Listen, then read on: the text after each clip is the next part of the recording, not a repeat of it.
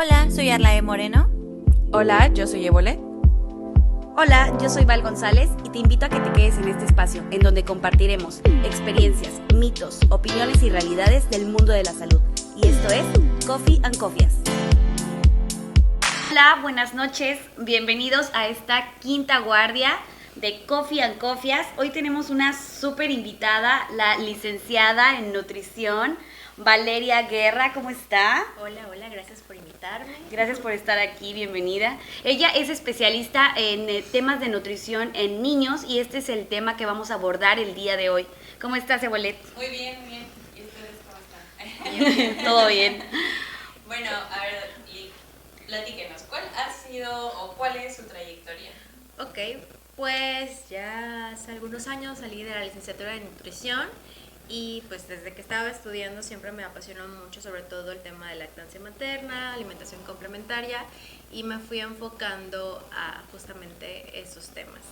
He estudiado diferentes diplomados, soy asesora en lactancia materna, tengo diplomados en obesidad infantil, en nutrición clínica, en picky eaters, etcétera, etcétera, de ese tipo. Wow. También participé en la encuesta nacional de salud y nutrición, en la ENSANUT, del 2018, hace poquito, entonces eso me dio como un panorama específicamente de Quintana Roo, de cómo está el estado de salud y nutrición, sobre todo en niños, ¿no? Que pues hay mucho que hacer y eso es un poquito de lo que he estado trabajando y pues actualmente en el hospital oncológico.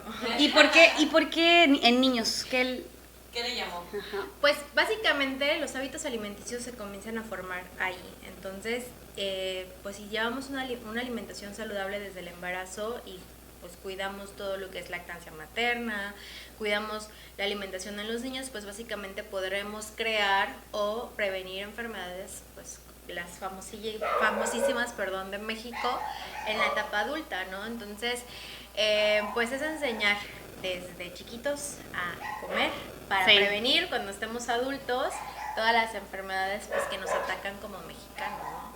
Sí, claro. Ok, pues vamos a empezar con las preguntas, no sé si te parece. Y pues bueno, ¿qué significa la nutrición? Ok, nutrición es una ciencia que es de la rama de la salud, en la cual se enfoca en enseñar, o más bien a cuidar a las personas su salud a través de los alimentos. Muchas veces pensamos que comer saludable solo es comer ensalada o pechuga de pollo a la plancha, Sí, pero sí. la nutrición va más allá de eso, ¿no? Normalmente Yo pensé que era fit por hacer eso. normalmente decimos, o me pasa, ¿no? Cuando van al consultorio de que, pues mañana te mando tu menú.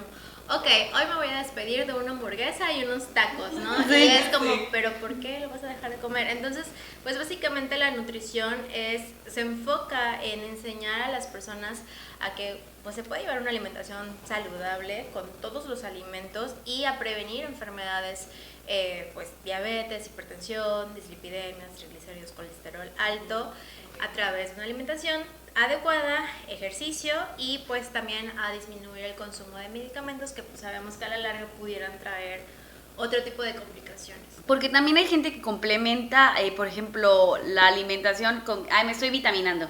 Sí.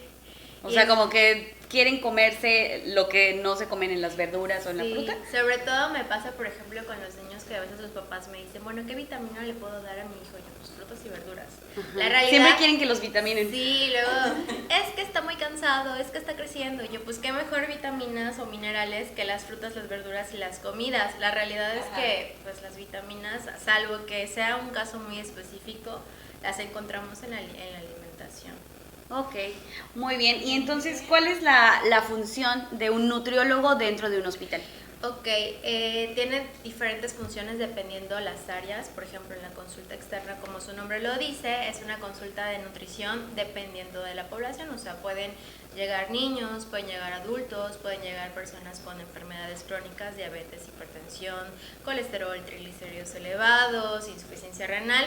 Entonces, ahí se busca más que nada una orientación alimentaria que se basa en que las personas aprendan a comer.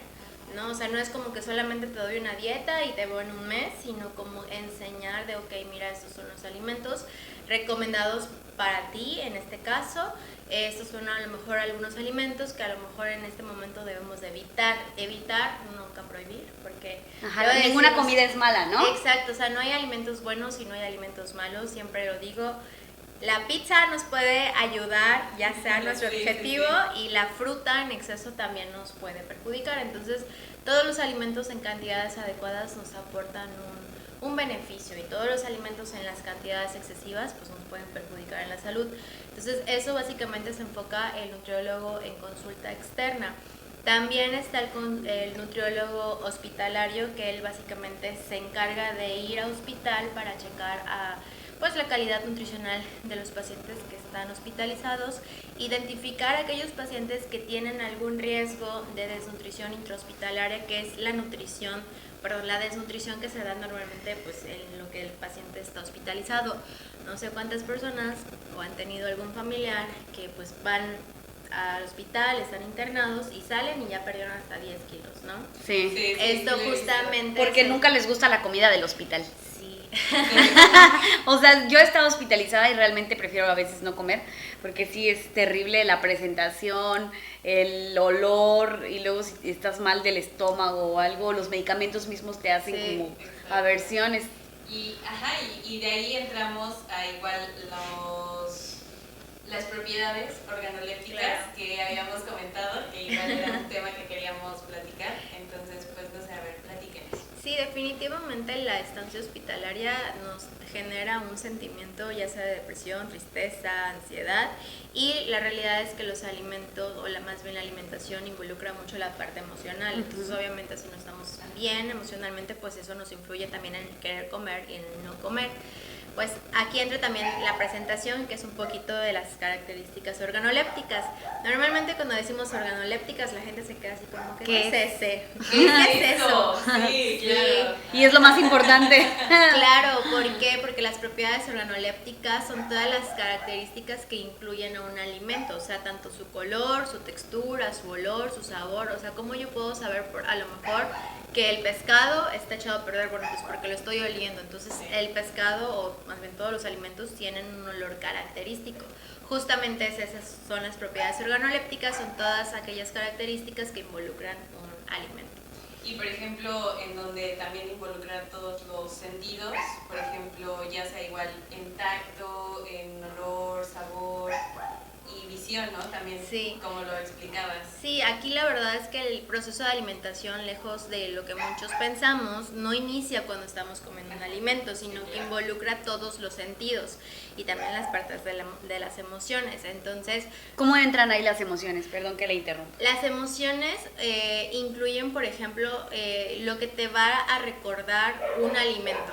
Por ejemplo, si yo estoy triste, o sea, no se me va a antojar comer un caldo de pollo, ¿no? Si estoy triste, se me va a antojar un alimento que mi cerebro va a registrar como un momento feliz. A lo mejor un pastel, porque el pastel me recuerda a mi cumpleaños, y el cumpleaños, pues, es la parte feliz, ¿no? Entonces, ahí entran como que más o menos las emociones. O, por ejemplo, cuando me siento enfermo, pues, es así como que, bueno, a lo mejor me siento un poquito, no sé, desanimado, entonces a lo mejor si yo, no sé, no se me va a antojar una ensalada en ese momento. No, yo siempre quiero chocolate o un helado. Sí. Y la típica historia de que estás viendo una película pero estás sufriendo con un helado.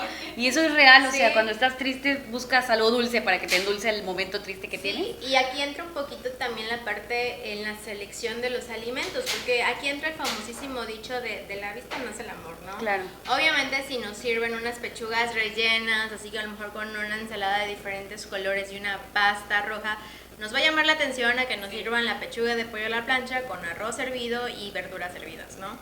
Entonces aquí entra la parte también de las propiedades organolépticas, o sea, entra a la vista, wow, se me antoja, y ahí empieza el proceso de alimentación. ¿Por qué? Porque el cerebro manda señales a la boca para que comiencemos a salivar. Por ejemplo, si yo les digo, ay, bueno, imagínense una hamburguesa así grandota, con doble carne, con queso amarillo, o sea, ya la que nos comimos en McDonald's.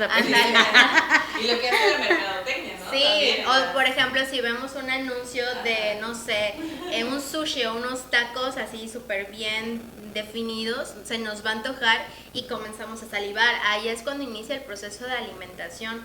¿Por qué? Porque la saliva lo que nos ayuda es a predigerir los alimentos. Entonces ahí podremos hablar de que ahí inicia la alimentación. La alimentación. Y por ejemplo, una pregunta con lo de los niños. ¿Cuándo sabes en qué momento llevar a tu hijo al nutriólogo? La realidad es que se puede llevar al bebé al nutriólogo desde que nace. O sea, por ejemplo, si tenemos alguna duda... Desde la lactación. Desde la alimentación complementaria. Ok. Ya no se utiliza ablactación. Ok. ¿Por qué? Porque el término ablactación refiere a destetar o sin leche. Entonces, las recomendaciones internacionales nos dicen que la lactancia materna exclusiva debe ser por 6 meses y continuarlo en caso de ser posible para las mamás 2 años o más. Aquí la palabra es o más porque a veces decimos, ay, 2 años y ya la leche... O sea, no- pueden tener lactancia materna hasta... ¿qué? hasta los 10 años. Hasta o sea, que paguen impuestos. Sí. La verdad es que luego me dicen, bueno, ¿hasta cuándo le tengo que dar leche a mi bebé? Y yo, pues hasta donde tú quieras. ¿Por qué? Porque la leche, conforme va creciendo, el niño se va adaptando a las Y necesidades. sigue siendo efectiva. Y le sigue dando beneficios al bebé. Ojo, claro, al año podríamos decir que es el principal alimento y conforme van creciendo necesitan menos cantidad de leche. Pero le sigue aportando beneficios. Entonces, pues desde que, por ejemplo, tu bebé nace y tienes duda de, es normal que me duela, es normal que me sangren los pezones, es normal que el bebé no se agarre bien, es normal que el bebé no haga popis todos los días, o sea, desde ahí podemos ir o acudir con un nutriólogo, pues para que nos Yo no ayude sabía que los en nutriólogos esa parte, sí. se metían en la parte desde la alimentación de la lactancia. Sí, desde el embarazo. O sea, la verdad es que un embarazo se ha demostrado que, por ejemplo, mamás que llevan una alimentación adecuada, los bebés en el momento que inician la alimentación complementaria aceptan mejor los alimentos que una mamá que a lo mejor pues sí ha comido ciertos alimentos altos en azúcares, altos en grasas. Los bebés son más afines a estos Ajá, alimentos. ya lo traes desde... Les vas creando ese chip desde el vientre. Entonces, pues ahora sí que la función del nutriólogo, por ejemplo, en la alimentación complementaria es como guiar, más no hacerle un menú. Tenemos esta falsa creencia que el nutriólogo es para bajar de peso. Sí, la realidad es que tenemos esa creencia errónea, ¿no? De que pues ahí voy con el nutriólogo para que me baje de peso y luego Y quieres seguir los menús. A mí me da flojera luego ir, la verdad, al nutriólogo, porque ya he tenido otras experiencias en las que a mí no me gusta mucho como que me pongan, pesa la comida, el gramaje y que esto así. Sí, Yo digo, "Ay", sí. o sea, una vez lo intenté y compré todo así, la basculita y las medidas y dije así, Y no sí puedo es estar muy haciendo esto importante. porque tengo que hacerlo diario, ¿sí? En el caso de las cantidades, o sea, cuando buscas un objetivo en específico, a lo mejor una reducción de peso, sí pudiera ser importante a lo mejor medir, por ejemplo, cuánto arroz estoy comiendo, cuánta pasta estoy comiendo, no porque sea malo, sino porque yo ya tengo un objetivo específico que a lo mejor comer un poco más de esos alimentos o en general todos los alimentos pues no van a lograr mi objetivo. En el caso de los niños no, o sea, sí yo a los papás yo les doy como tal ideas de menús, pero sí les digo, estas cantidades son aproximadamente. Si el niño te pide más. Si el niño te pide más, puede comer más, si el niño te pide menos, está perfecto. ¿Por qué? Porque ellos tienen señales de hambre y de saciedad.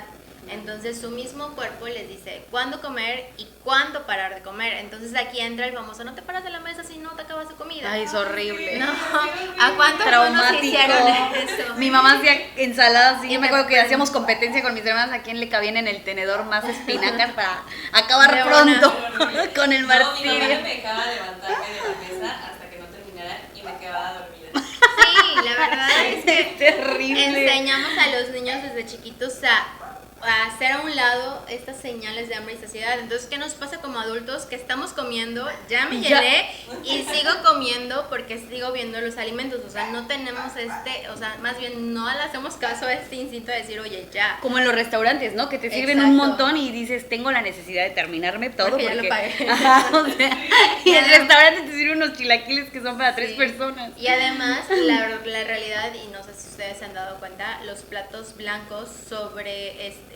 básicamente, o sea, podemos comer más, así en directo. ¿Por qué? Porque lo blanco hace que, por ejemplo, si yo me sirvo un poquito, hace que se vea menos. Compraré platos negros. Entonces, y también platos grandes, o sea, yo puedo servir la misma cantidad de comida en un plato pequeño y en un plato grande, y en el plato pequeño se va a ver súper lleno y en el plato grande se va a ver menos. No lo había Entonces, pensado, sí. ¿qué pasa en los restaurantes? Si te das cuenta, son blancos y son grandes, entonces te dan gran cantidad de comida y aunque tú estés lleno, o sea, tú no veías que era mucho, No. porque en la vista, aquí entra también una parte de la alimentación, es que dices, bueno, pero ¿por qué ya me llené? Bueno, porque sí, a lo mejor si lees el menú lo dicen 500 gramos de pasta, o sea, 500 gramos de pasta o Dices hasta que es 100 gramos demasiado. es demasiado. 200 gramos de pasta es un paquete de los individuales. Y eso es lo que te Y eso es sirven. normalmente lo que te sirven en un restaurante. Entonces, por eso pues te llenas, pero no lo ves porque te lo sirven en platos grandes. Pero si esta cantidad te lo sirven en un plato chico, dices, no, pues no me lo voy a acabar. La mercadotecnia está en todos lados.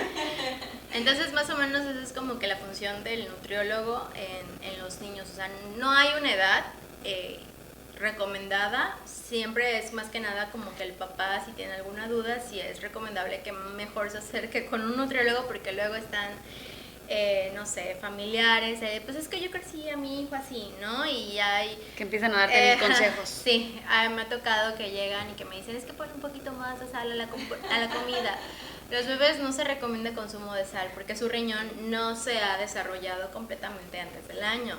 Entonces, Entonces sí sal. está bien todavía hasta los 6 meses darles, empezar con la comida. Si están dando lactancia exclusiva, yo recomendaría que sí. ¿Por qué? Porque los bebés en el momento de nacer tienen reservas de hierro, que justamente les dura 6 meses. Entonces, la leche materna podríamos decir que no carece un poquito de ese tipo de hierro, pero por eso los bebés crean esta reserva. Entonces a los 6 meses comienzan a bajar y es cuando complementamos con alimentos ricos en hierro. Que aquí entra un poquito el de no solo le den frutas y verduras a los bebés, ¿no? Porque luego me llegan niños de 1 año y, bueno, ¿ya comió pollo? No. ¿Ya comió huevo? No. ¿Ya comió res? No. O sea, ese tipo de alimentos se pueden incluir desde los 6 meses. Y el huevo que siempre dicen, ay, Es el que es huevo. alergénico. Ajá, que el huevo no se lo des hasta que cumple 1 año. De hecho, el huevo se le puede dar desde los 6 meses. Hay una discrepancia porque, por ejemplo, la NOM, la 043, que es la que habla de la alimentación complementaria, pues es del 2012. O sea, hace 11 años, No ¿no? está actualizada. Pero Es si que, nos... Claro, Perdón. no, lo siento. Pero, por ejemplo, para actualizar una norma es muy complicado. Muchos años. Entonces, es por eso que están, pues, muy... desactualizadas. Exacto. Sí, o sea, si nos vamos, por ejemplo, a asociaciones como la ESPEN o la Asociación Española, que es la Asociación Española de Pediatría o la Asociación Mexicana de Pediatría, recomiendan el consumo de alimentos alergénicos desde los 6 meses. ¿Por qué? Porque en este periodo es cuando el bebé, pues al momento de comer, comienza a crear sus defensas. Entonces se ha visto que hay mayor riesgo de alergia si se le da después de los 9 meses, antes de los 6. O sea, es como darle defensas desde el principio. Exactamente, porque le puede generar una alergia y esa alergia puede ser pasajera. Entonces, por ejemplo, si yo le di huevo y a lo mejor sí le hizo reacción, yo me puedo esperar. ¿Qué reacción puede hacer, por ejemplo? La reacción puede ser el rash, que es básicamente pues, que el bebé comienza a quedar rojo, se puede a lo mejor hinchar un poquito los ojos, pues básicamente es lo del rash, ¿no? Pero es inmediato, o sea, porque luego a veces me dicen Como sobre todo 10 horas después, ¿no? Sí, porque luego Creo que fue por el huevo. En esta zona somos, o sea, es una zona muy calurosa. Sí. Luego el bebé le ponen el pañal, luego la crema y a veces le genera un poco de salpullido en las pompis. Me ha pasado de que, vale, es que el bebé tiene alergia. ¿Qué le diste? Aguacate. Ah, ok. ¿Cuándo le diste el aguacate? Ayer. No, pues no. No. O sea, las alergias son inmediatas. Okay. Cuando Un hay este dato tipo muy de importante. cosas, sí, o sea, tenemos que, o sea, la verdad, si el bebé está comiendo y va a ser alérgico, le va a hacer reacción inmediatamente. O sea, a los 10 minutos el bebé ya está enronchado. Y ahí sí es importante acudir, pero con el pediatra para que él nos indique qué medicamento medicamentos? darle. ¿Ok? Ahora, ¿cómo podemos saber que un bebé es alérgico? Dándole la comida. O haciéndole un estudio, pero pues... Tendrías que darle un montón de comida. Bueno, con un O le alergólogo, puedes ¿no? hacer- El Ajá. proceso, ¿no? Yo me imagino. Sí, con el alergólogo Sí. lo llevas y para ver en con qué va a ser alérgico. Así Pero es, pues- pero es un estudio que pues vas a pinchar a tu bebé, ¿no? Sí. Y luego cuando Mejor le dale de das comer. mejor luego cuando le das pones Mejor le doy Metami. huevito, a ver qué pasa. Y además hay alergias que son pasajeras, o sea, si tú le das en 6 meses y a lo mejor a los 7 meses ya cuerpo ya reconoce la proteína del huevo, que normalmente es a lo que resultan alérgicos, y ya pasa. Entonces, por ejemplo, yo escuché alguna vez, porque tengo gente que conozco en Francia, que a los niños les dan, ya que obviamente son otro país más avanzado, y ellos no tienen problemas con empezar a darle alimentación como frutas, así, se las meten a los niños desde antes de los 6 meses. Lo que pasa es que Y no les pasa nada. No, o sea, en teoría la recomendación va desde los 4 hasta los 6 meses, porque de los 4 a los 6 meses comienzan a desarrollarse los sistemas que involucran la alimentación, como el sistema digestivo, también el sistema renal, aunque el riñón no se termina de desarrollar hasta después del año. Entonces, por eso no le pongan sal a su comida, por favor.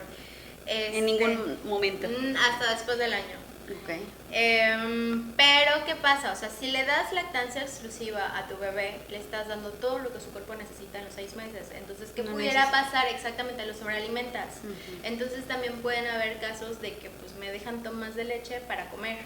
Entonces, o sea, sí pudieran empezar a comer a los 4 meses, pero si está tomando lactancia materna, yo sí les diría, oye, espérate 2 meses más y comenzamos a incluir alimentos. A lo mejor si está tomando sus sedáneos, que es leche de fórmula, pudiéramos empezar a los 4 meses. Porque la fórmula no va a tener lo mismo que exacto. tiene la lactancia, entonces puedes complementar ya a lo mejor con los alimentos. Y por ejemplo, en este caso, ¿cómo podemos hacer la selección de ciertos alimentos? Porque pues estamos de acuerdo que ya el campo es demasiado grande y ya no sabemos ni siquiera qué contiene cada alimento. Entonces, pues no sé, me gustaría que nos explicaras. Sí, cómo se hace. claro. Nosotros conocemos 3 grupos, que es el plato del buen comer. Con los niños vamos a agregar 2 más, entonces son 5 grupos. Lo recomendado es que empecemos un alimento nuevo por día, ¿ok? Incluyendo los que la primera semana ya tengamos los 5 grupos. ¿Cuáles son? Frutas, verduras, cereales, que con cereales no me refiero a las azucaritas ni al Special K. Por favor, Claro, no. sí, ya hay muchos. Ay, no, yo desde grande ya empecé a dejar esas cosas. Me refiero a la tortilla, al arroz, a la papa, al elote, al amaranto. Esos son cereales naturales. Proteínas, ya sean proteínas de origen animal, como pollo, res, huevo. O también podemos darle atún y salmón, que además tienen omegas y le van a ayudar al cerebro de los niños. Grasas buenas como el coco, como el aguacate, como los cacahuates, las almendras, las pepitas. Y me falta uno, ya sean frutas, verduras, cereales, las grasas. Ay, proteínas. Y las proteínas. Y los 12 proteínas. Sí las tenemos. Entonces se recomienda que a la semana de que ya inició la alimentación complementaria, el bebé mínimo haya probado un alimento de cada grupo. Entonces, ¿cómo se da? Bueno, pues hoy quiero empezar con pollo. Ok, hoy le doy pollo. ¿Le hizo reacción? No. Mañana le quiero dar tortilla. Ok, entonces al día siguiente le doy pollo y tortilla. Al día siguiente le voy a dar brócoli, entonces le doy pollo, brócoli y tortilla. Al día siguiente le agrego el aguacate, que es la grasa, entonces va pollo, brócoli, tortilla, aguacate. Y al día 5 le agrego la fruta, que ya puede ser manzana, entonces va pollo, brócoli, manzana, aguacate. Y al sexto, ¿Cómo se lo prende todo? y al sexto Anotando. día, por ejemplo, ya cambiamos, a lo mejor ya no le doy pollo, le puedo dar huevo. Entonces le doy los mismos alimentos, pero nada más le cambio la proteína.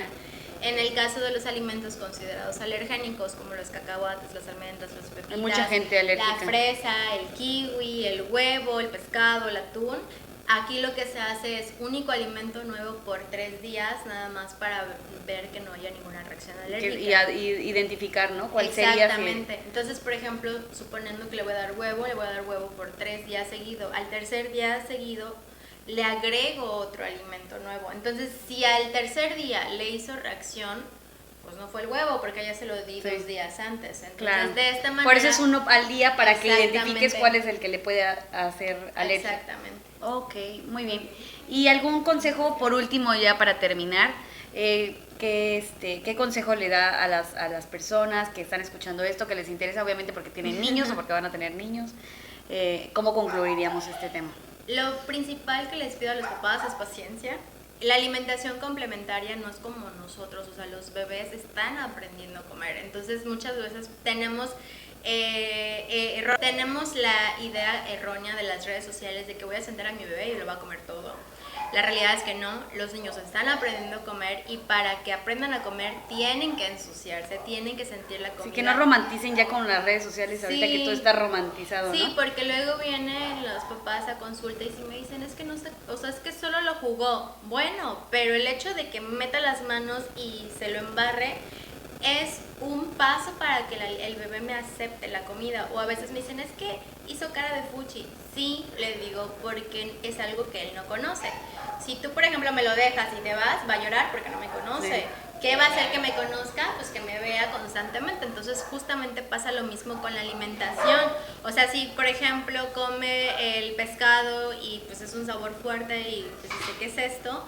Mientras más se lo vaya ofreciendo, pues se va a ir familiarizando, y lo va a ir aceptando.